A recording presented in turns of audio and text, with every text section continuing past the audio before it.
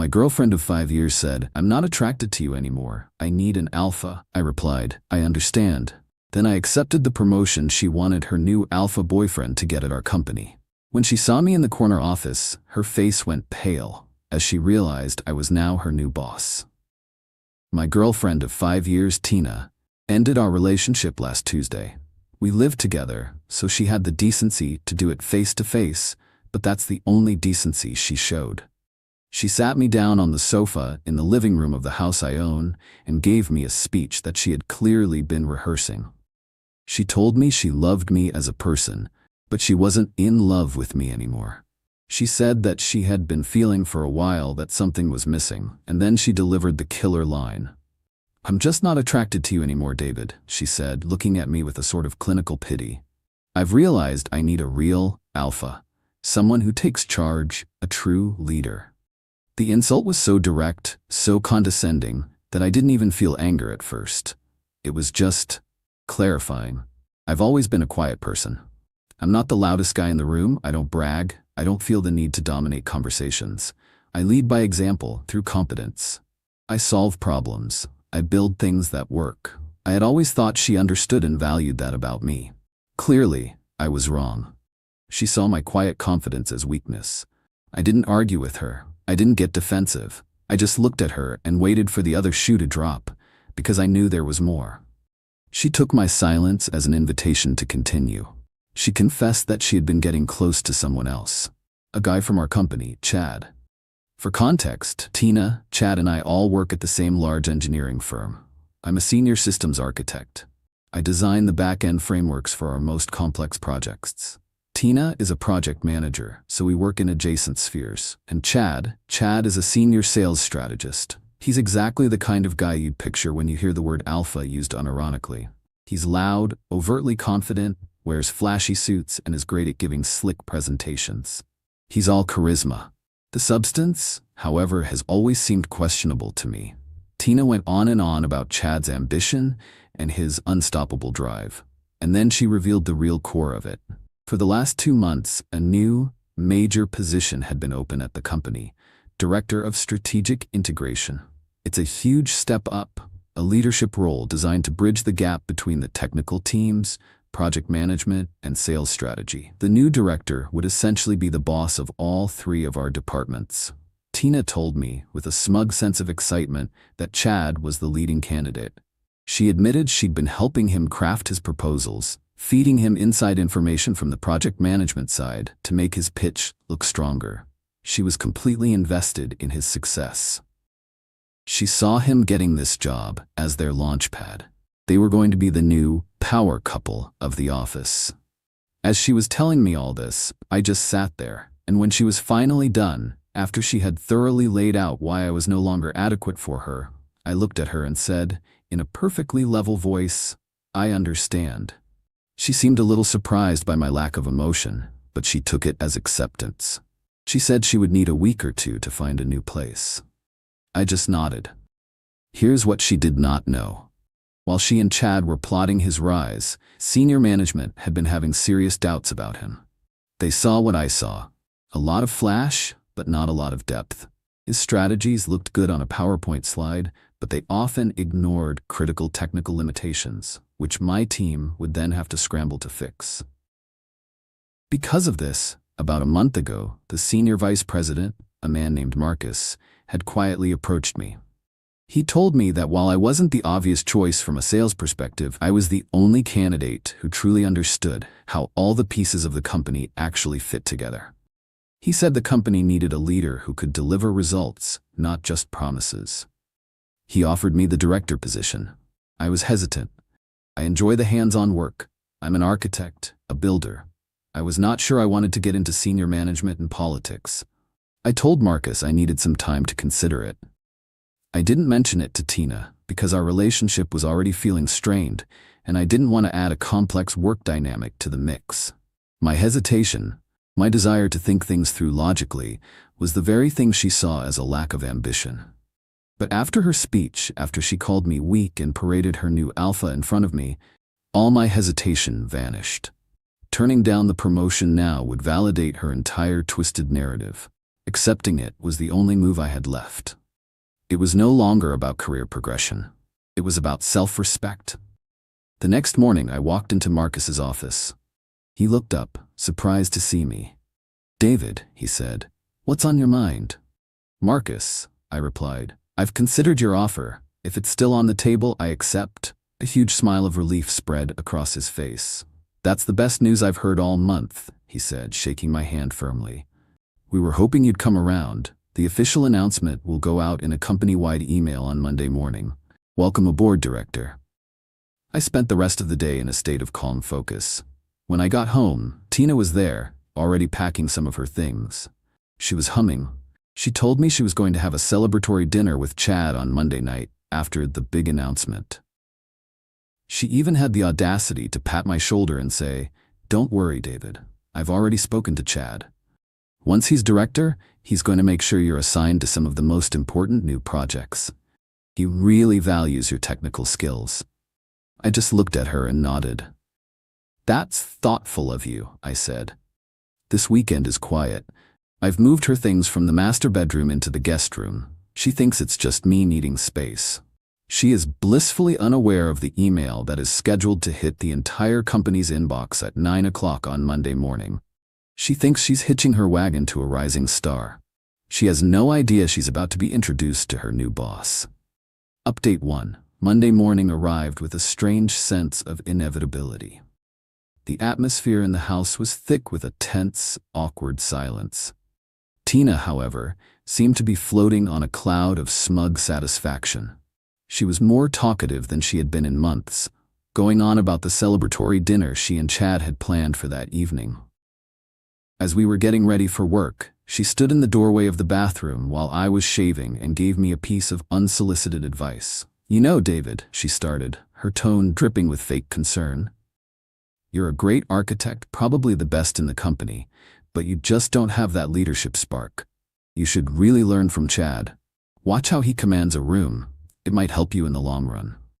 I just rinsed my razor, wiped my face, and looked at her in the mirror. "I'll keep that in mind," I said. We drove to the office in separate cars, a routine we had started a few weeks ago as the distance between us grew. I got to my desk at 8:30, cleared out a few old files, and prepared for the day. Tina was at her workstation, chatting excitedly on the phone, no doubt with Chad. At exactly 9 a.m., a new email notification popped up on my screen. It did on everyone's. The subject line was simple: Announcement, New Director of Strategic Integration. I didn't open it. I didn't need to. Instead, I watched Tina. I saw her click open the email, her face alight with triumphant expectation. I saw her eyes scan the first line, and then I watched as every ounce of color drained from her face. She went from tanned and glowing to a pale, sickly white in about 3 seconds. Her mouth fell slightly open. She blinked and reread the email. Then she reread it again. From across the office, I could see her hands start to tremble. She slowly lifted her head and her eyes scanned the room until they locked onto mine. I didn't smile, I didn't gloat. I just held her gaze with a perfectly neutral expression. The sight of me, calm and already back to work, seemed to be what broke her trance. She shot up from her chair and marched towards my desk. Several heads turned to watch her. She was moving with so much force that she was practically vibrating with rage. She stopped in front of my desk, her fists clenched. "What is this?" she hissed, her voice low and shaking. "This is some kind of joke, right? How did you do this? You stole this from him." Her voice was rising in volume, and she was causing a scene. People were openly staring now. This was the moment. This was where the new dynamic would be forged. I slowly stood up, looking down at her as she was a few inches shorter than me. I kept my voice quiet, forcing her to lean in slightly to hear me, a subtle power move. "Tina," I said calmly, "this is neither the time nor the place for this conversation. My door is always open, but I expect you to conduct yourself professionally. We have a project status meeting scheduled for 10 o'clock. I'll see you in the main conference room then. We can discuss your concerns about the project pipeline at that time." The color returned to her face in a hot, angry flush. She was speechless. She had come over to confront her ex-boyfriend, the man she had just deemed a weakling. She was now being addressed as a subordinate by her new boss. She stood there for a few more seconds, sputtering, before she seemed to realize that everyone was watching her unprofessional outburst. She turned on her heel and stormed back to her desk. Across the building, I could only imagine the meltdown Chad was having. His entire strategy, his entire identity at the company, was built on bravado and the perception of being the next in line. Now, he didn't just lose the promotion, he lost it to me. That evening, the confrontation at the house was exactly what I expected. She was waiting for me when I walked in the door. She accused me of being a manipulative, vindictive snake. She said I had planned this all along to humiliate her. I let her vent until she ran out of steam. When she was finished, I finally spoke. I didn't do this to you, Tina. I did this for myself. You made it very clear what you value in a partner. You said you wanted an alpha, a leader, someone who takes charge. You made your choice based on your perception of strength. It seems you just backed the wrong horse. I walked past her and went to the kitchen to get a glass of water. You're right about one thing, though, I continued, my back to her. The dynamic has changed. It is completely inappropriate for you to be living here anymore. This is my house. I need you to find a new place to live. You have 1 week. The fight went out of her then, replaced by a dawning horror. The reality of her situation was crashing down on her all at once. Her alpha boyfriend had failed. She had lost the power couple dream. And now she was losing her home. Her plan had not just failed, it had backfired in the most spectacular way imaginable. Update 2. It's been 2 weeks since I was promoted, and the fallout has been both predictable and, in a way, satisfying. The first week was all about establishing my authority, and Tina and Chad did not make it easy. But their attempts to undermine me only ended up cementing my position. My first official act as director was to call a meeting with the heads of all the departments now under my purview. This, of course, included Tina, representing her project management team, and Chad, representing sales strategy. I wanted to review the entire project pipeline to identify risks and opportunities. Chad came into the meeting with his usual swagger, but it was brittle. He was trying to act as if nothing had changed. Tina sat at the far end of the table, silent, refusing to make eye contact with me.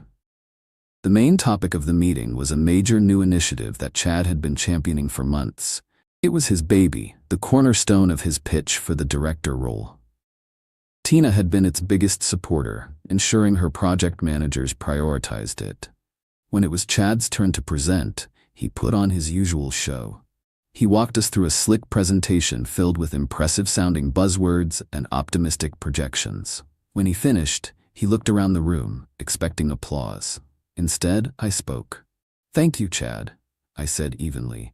"The projections are certainly ambitious. However, I've spent the weekend reviewing the core architecture required to support this strategy. Can you please turn to slide 17, where you outline the data integration process?" He fumbled with the remote, a flicker of uncertainty on his face. He brought up the slide. "As I see it," I continued, speaking to the entire room, "your strategy relies on real-time data synchronization between our legacy inventory system and the new cloud-based analytics platform. However, the legacy system's API has a hard query limit of 1,000 requests per hour. Your plan, as outlined here, would require a minimum of 10,000 requests per hour during peak business times. The system as it currently exists cannot support this. It will fail." I wasn't aggressive. I just stated facts. I presented data. I laid out the core flaw in his entire strategy, a flaw that anyone with deep technical knowledge would have seen, but which he, in his sales-focused world, had completely ignored. The room was silent. Chad's face went red. He had no answer. He stammered something about his technical consultants assuring him it would work.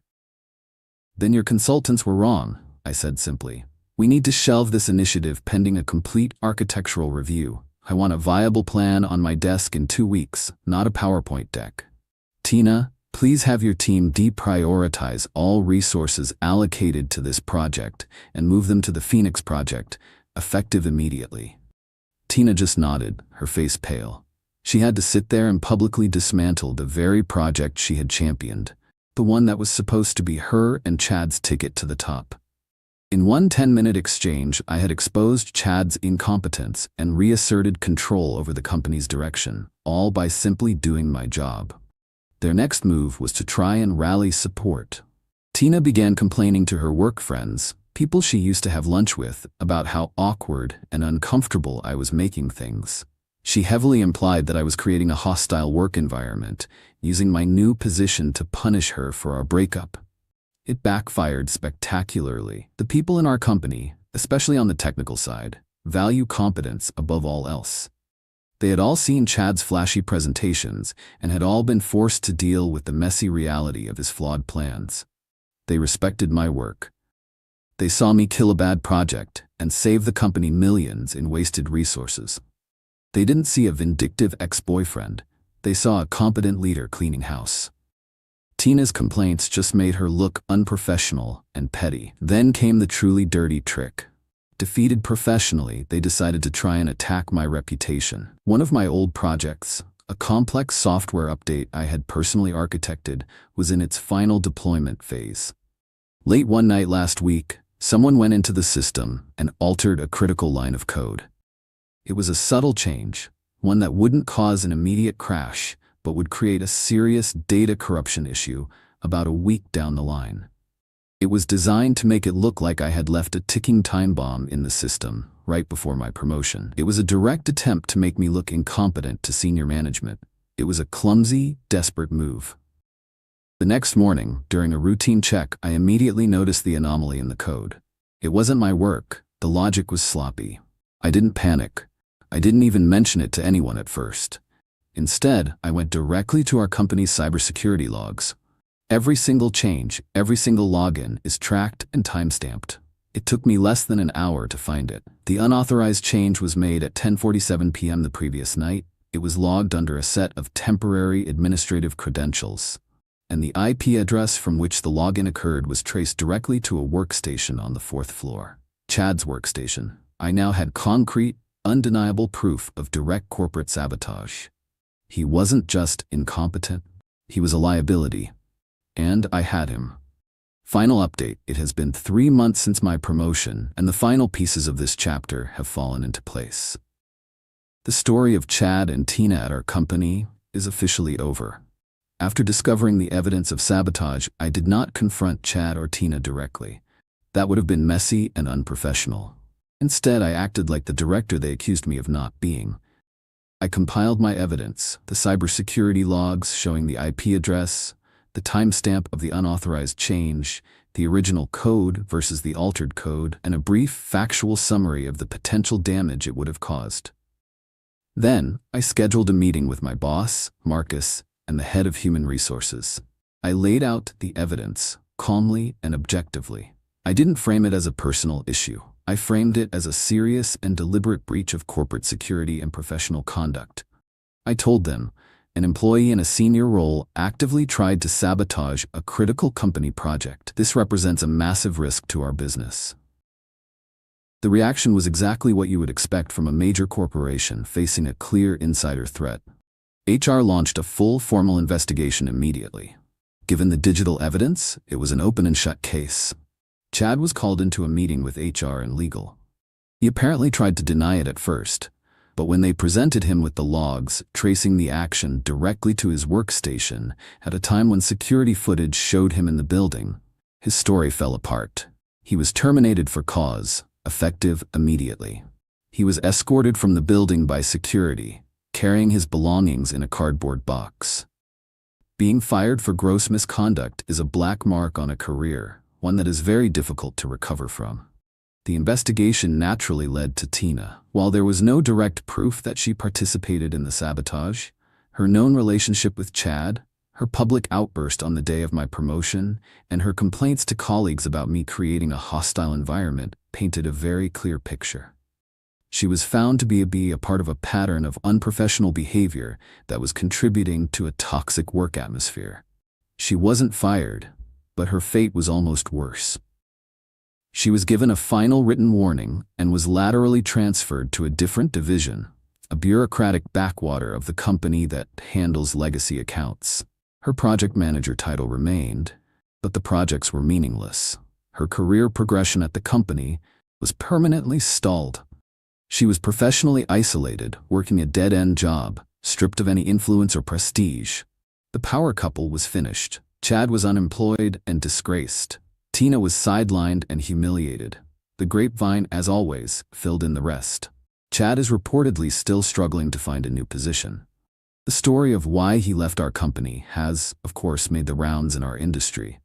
Tina lasted another month in her new role before she quietly resigned. She couldn't handle the daily humiliation of her demotion or the looks from former colleagues who knew the whole story. The last I heard, she had moved out of the city. As for me, I'm thriving. My department is running more efficiently than ever. We've successfully launched 2 major projects, and the team morale is high. The respect I get from my colleagues is earned not through loud talk or empty charisma, but through steady leadership and proven results. My work speaks for itself.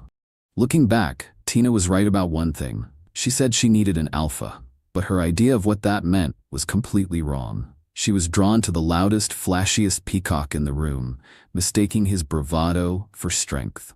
She failed to understand that real strength, real leadership, isn't about the noise you make.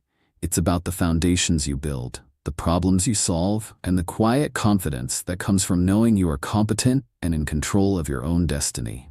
She went looking for her alpha, and in the end, she found one. She just never realized it was the man she was leaving behind.